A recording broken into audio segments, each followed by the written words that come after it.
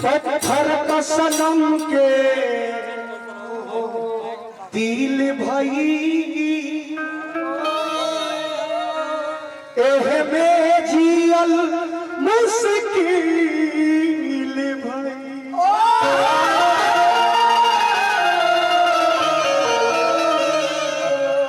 अरे पनेहिया के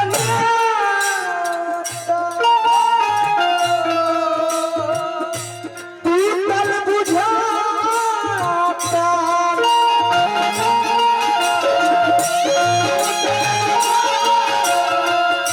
हद से बढ़ल जाता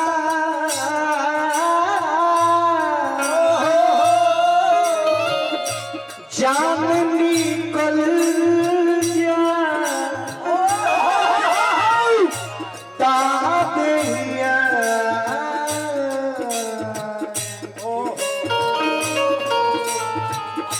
याद न दिल से जाता।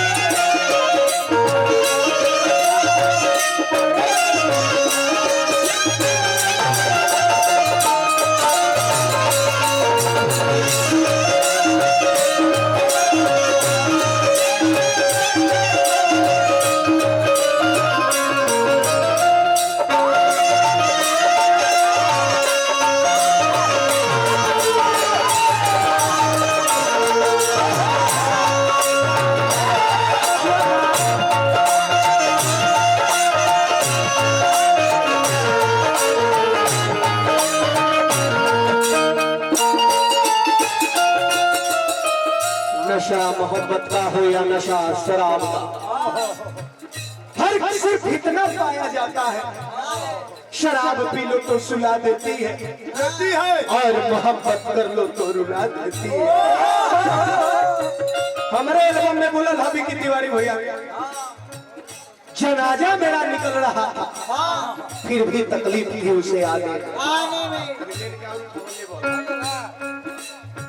जनाजा मेरा निकल रहा था फिर भी तकलीफ थी उसे आने में। बेवफा घर में बैठी पूछ रही थी और कितना वक्त लगेगा उसे बतलाने।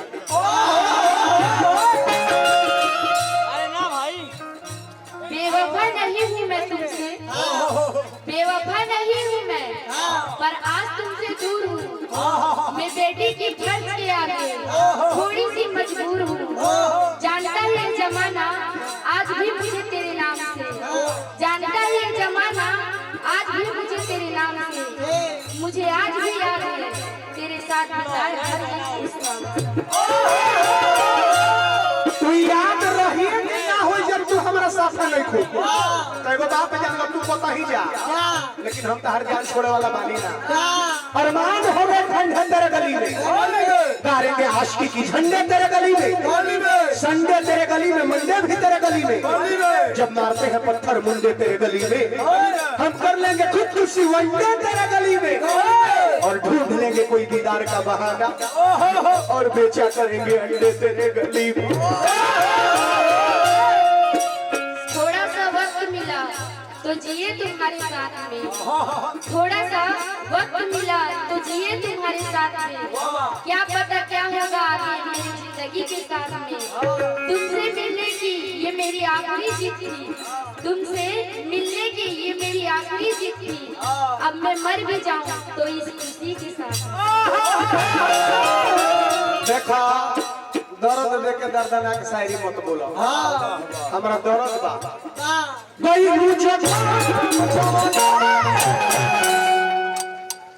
देख के हार जाई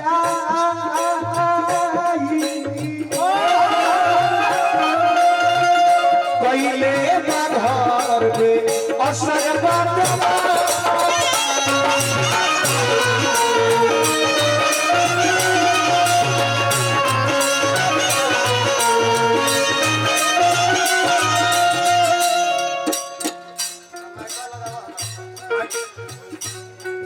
प्यार एगो गायक के दे रहल बा। ई साधारण बात नहीं। हां भाई हां। आज के गायकी में आतना जलनशीलता हो गल बा। आतना जलनशीलता कि कतनो कहमो कहमे पड़ जाई। लेकिन एगो गायक दावत है, एगो गायक है आतना फूल के वर्षा आतना रुपया बाप रे बाप। ई कहीं ना कहीं रुआ ई हमरा पर कर्जा चढ़ावत तनी दीपक जी। आ कर्जा हम उतारब। उतारब हम कर्जा उतारब। जब ले जियब हम तले जियब घर में कर्जा तो जरूर उतारब। लेकिन फूल के वर्षा हमरा पर कोइले बानी। तो हम इंतजार करत तानी। ठीक बा का बोल बा हमार समाज भाई के वो काम है जे से बड़ खुशी हमरा खातिर का हो सकेला। लेकिन ठीक बा ई खुशी के बात बाकी हमार सामान भाई के काम में आई। लेकिन तहार सामान के बारे में सोच के हमरा दर्द होखे लगे। दुख है बात से पहुंचे लगेला कि हमार सामान तो भाई के काम में आवता लेकिन तहार सामान गधा के काम में आवे। अरे भैया एगो माला दा गइलू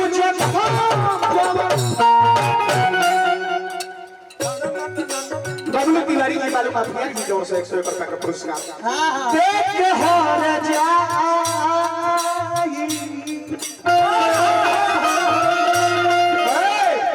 पहले बरसात में असर बदला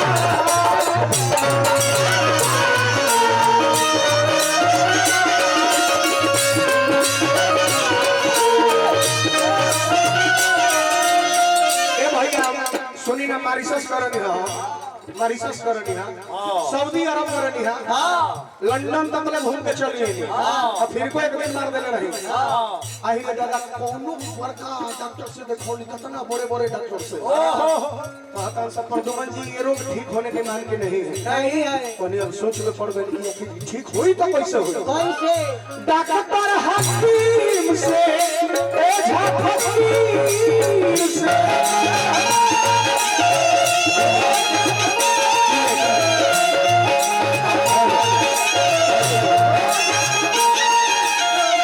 कैसन बरोग न धरता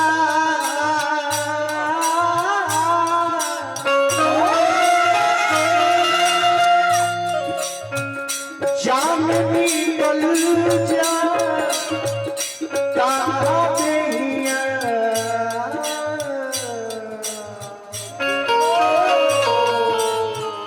याद न दिल से जा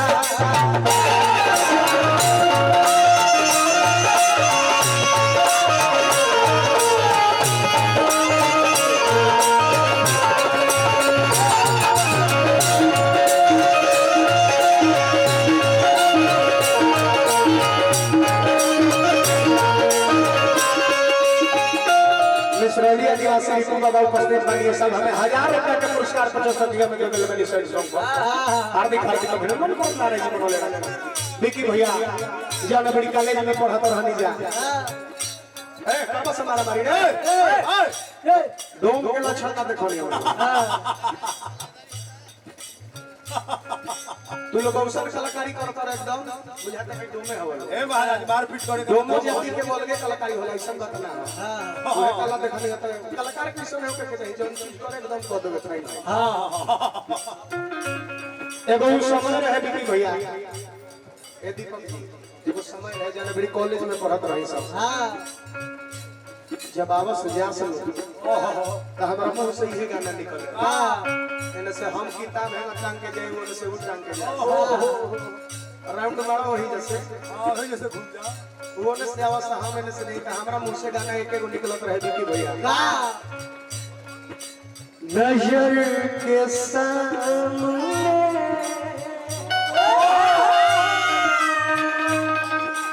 जिगर के पास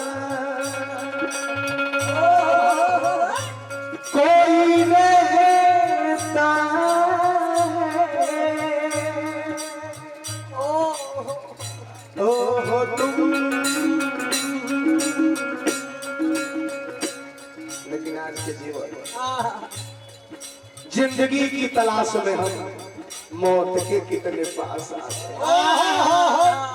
पहले वो कैसन प्यार रहे, कैसन मौसम रहे, अभी सारा समय खत्म बा।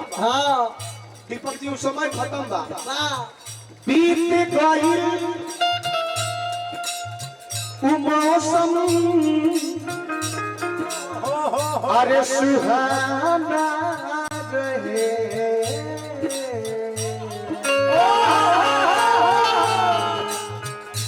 दिलवा हमारे केहू से दीवाना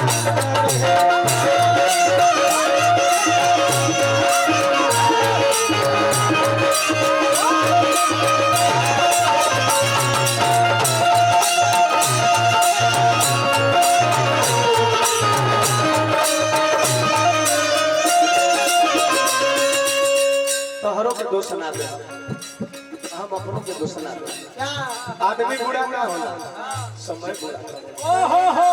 बाप और बाप की दुश्मन ई जमाना रहे।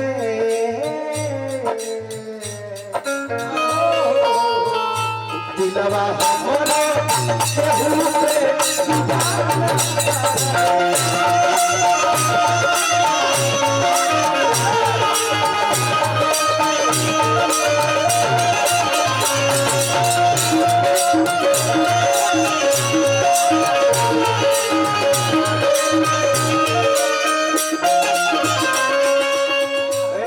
ना जाने कौन तेरा हबीब होगा तेरे हाथों में, जिसका नसीब होगा। ना जाने कौन तेरा हबीब होगा तेरे हाथों में, जिसका नसीब होगा। देखो, कोई तुम्हें चाहिए बड़ी बात नहीं, कोई तुम्हें चाहे ये बड़ी बात नहीं, लेकिन तुम जिसे चाहो बड़ा खुश नसीब होगा। न दिल होता न दिल रोता, न दिल दिल से जुदा होता, न तुम इतने हंसी होते, न दिल तुम पे फिदा होता। अभी वो याद बात जाने को,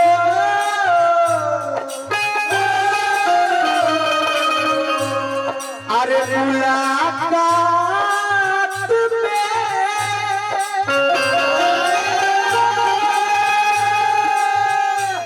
दिल पे कब्जा कइल के हुआ से बात में।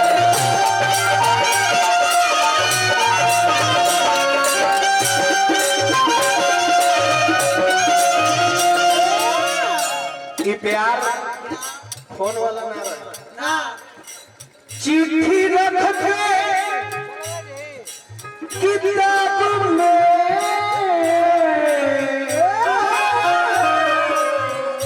अरे पिया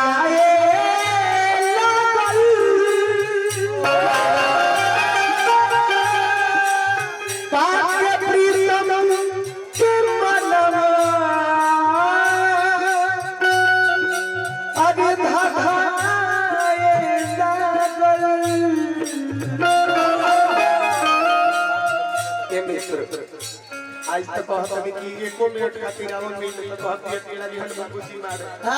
लेकिन पहले के समय रहे, कोचिंग जाए के बहाने, स्कूल जाए के बहाना आ जाए। आज अब पहले में उतने अंतर होता। पहले रोज मिले के सब अरे बहाना रहे।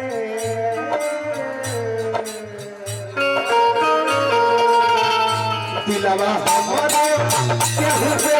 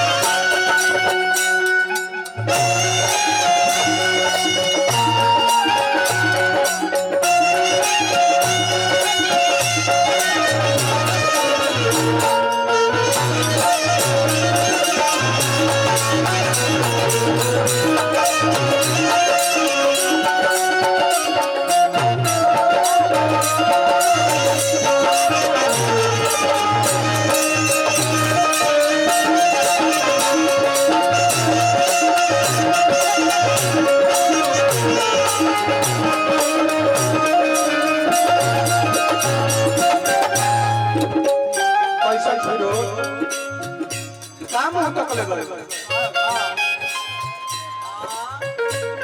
ना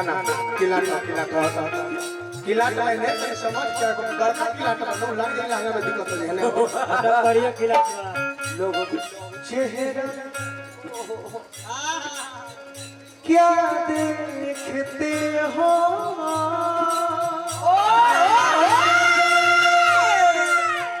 दिल में उतर कर देखो ना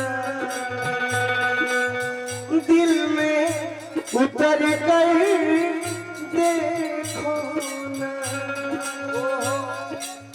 मौसम पल में बदल जाएगा पत्थर दिल भी पिघल जाएगा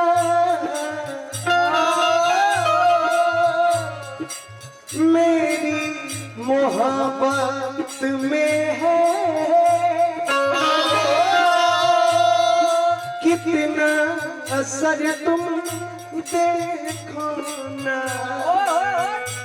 कितना असर तुम देखो ना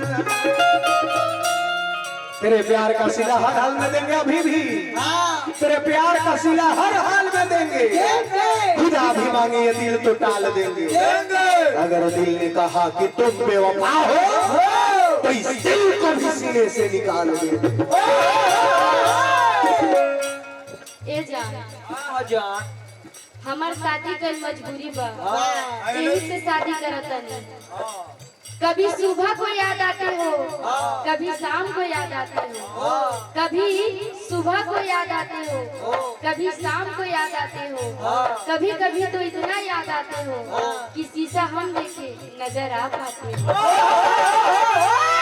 दिल की किताब में गुलाब उनका था रात की नींदों में ख्वाब उनका था एक दिन मिली और जब हमने पूछा कितना प्यार करते हो मर जाएंगे तुम्हारे भी नहीं है जवाब उनका था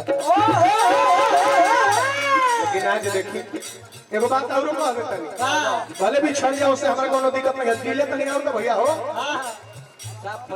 तुम्हारे प्यार में पड़ के मैं चल चल के रात बनते जा रहा हूँ गरीबों भाई ने मुझे जला जला कर मार डाली है अगर जो मैं खानदानी बावर्ची होता तो तुझे अमर हो जाने के लिए एक प्लेट खीर देता अगर इस रामायण का हनुमान होता तो तेरे लिए मैं अपने कलेजा चीर देता अगर जो इस देश का प्रधानमंत्री होता तो तोहफे में मैं तुझे कश्मीर देता अगर जो इस देश का सबसे बड़ा आदमी होता तो तुझे विश्व सुंदरी बनने का ये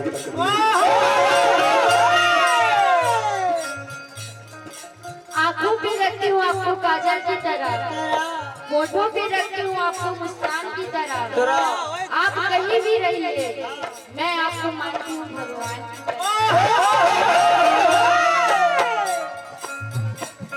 अब ना मिली है हमर जान के आशा दिलवा उनके वियोग में निराशा तमन्ना सुझना ही सुझना ही कुछ बनिए जाएगा तो तू ही बोलो ये सनम मरिए जाएंगे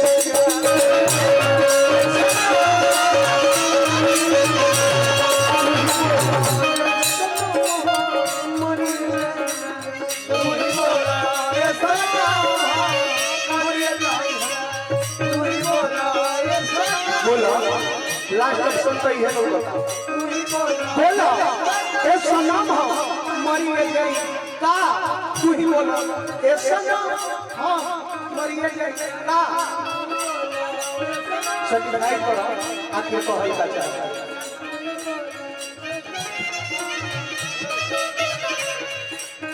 ए जान हम रउआ के थाहत रखना कि रउआ हमरा से कितना प्यार करी।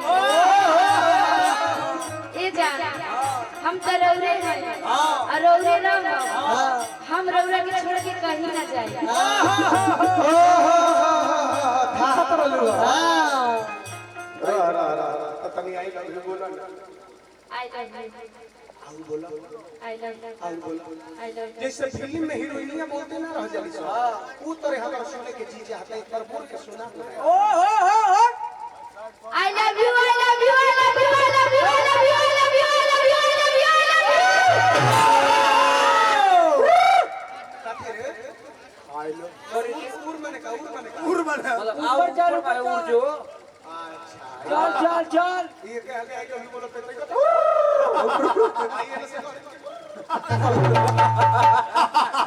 लेकिन चलिए समय हो गया।